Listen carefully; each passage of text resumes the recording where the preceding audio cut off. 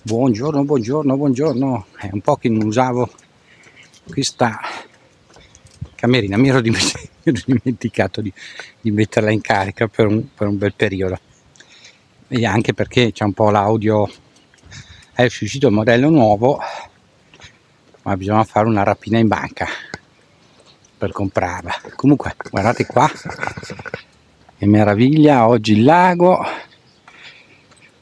sono le 8 del mattino, finito poco di lavorare, porto giusto a fare un giretto la Olli e poi si va a nanna.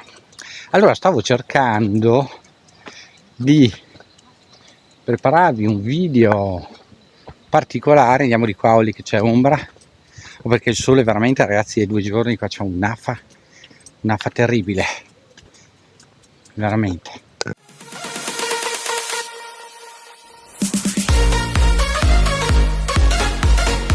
C'è un attimo di arietta. Se ti senti che grazia. Io sono un freddofilo, un invernofilo. Il caldo mi disintegra, per questo caldo umido, fuso. Stanotte veramente c'era un'umidità, si tagliava col coltello, infatti c'era la gente sdraiata ovunque fuori, sedie, poltroncine, qualsiasi cosa fosse stata, erano fuori. Adesso qua c'è stranamente un po' d'aria, mentre dalla parte di là, dalla punta di là del lago, invece dalla parte di qua, guardate, si muovono le foglie. Oh, che bellezza! Allora, di nuovo buona giornata.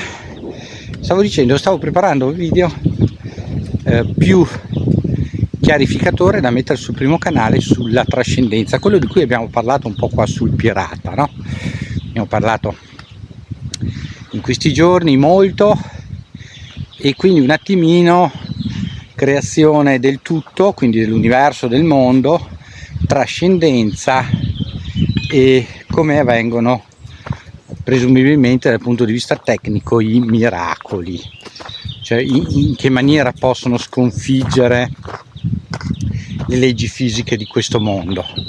Questo è lo scopo del video, quindi un video con delle immagini che possono essere più esemplificative di un semplice racconto. In realtà ovviamente queste informazioni ci serviranno di base.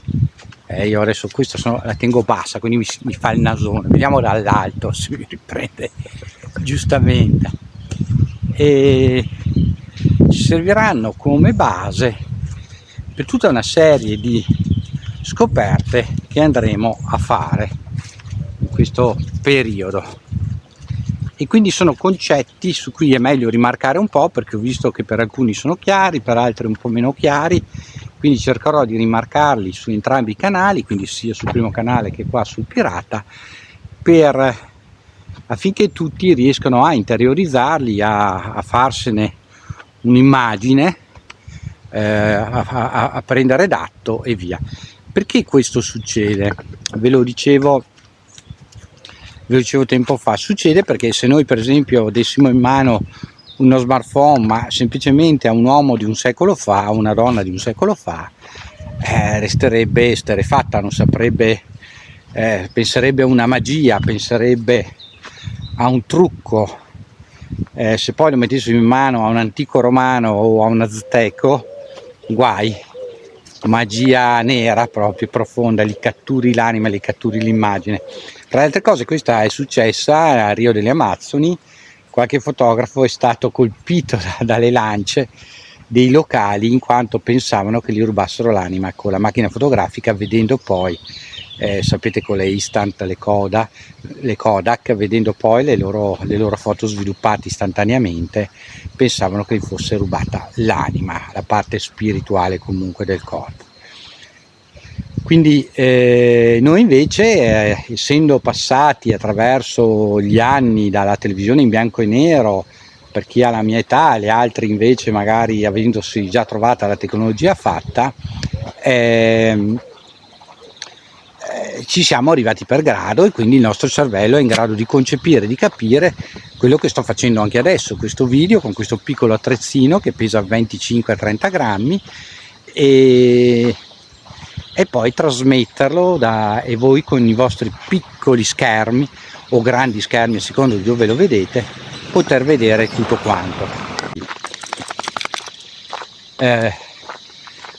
Questo è per capirsi come invece noi, essendo anche più avvezzi con la tecnologia a vedere cose che impensabili qualche 100 anni fa sarebbero state considerate stregoneria, magia,